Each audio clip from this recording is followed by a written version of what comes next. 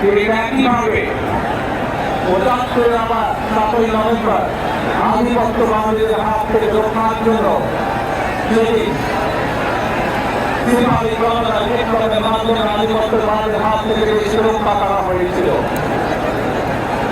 একইভাবে পরবর্তীতে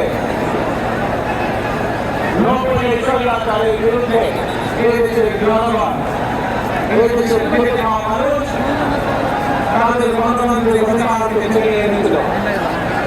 কিন্তু তারপরে ষড়যন্ত্রকারীদের ষড়যন্ত্র থাকেনি।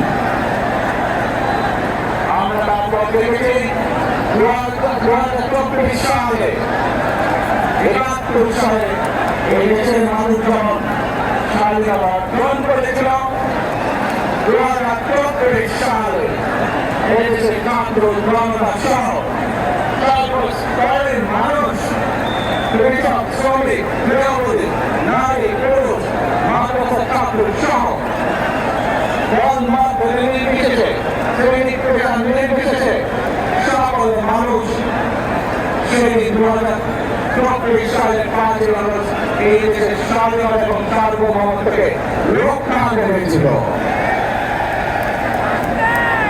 প্রিয় ভাই বোনেরা,